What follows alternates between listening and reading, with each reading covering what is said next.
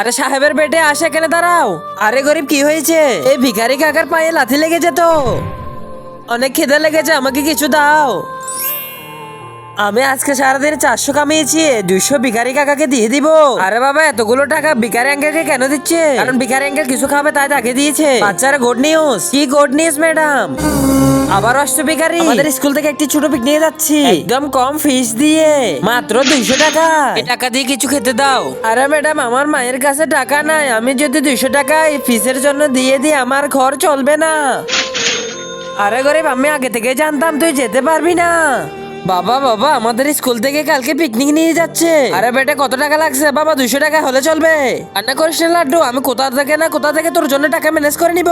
Ma'am নেন আমার পিকনিকের ফিস। সব বাচ্চারা এই পিকনিকের ফিস দিয়েছে ম্যাডাম। জি প্রিন্সিপাল স্যার, এই নেন। আরে গরিব, এই মাসে তোর কাজ অনেক ভালো লেগেছে, এই নাও বোনাস। তার আগে দেখবো কারা শয়তানকে হারিয়ে মা বাবাকে ভালোবাসে। যারা মা বাবাকে ভালোবাসে তারা ভিডিওতে একটি লাইক করে চ্যানেলটাকে সাবস্ক্রাইব করে দিবে। আর যারা শয়তানকে ভালোবাসে তারা লাইক সাবস্ক্রাইব করতে হবে না। আর কমেন্টে শেষে আই লাভ ইউ বাবা মা লিখে যাবে। ভালো কাজ করলে এভাবে টাকা ম্যানেজ হয়ে যায়।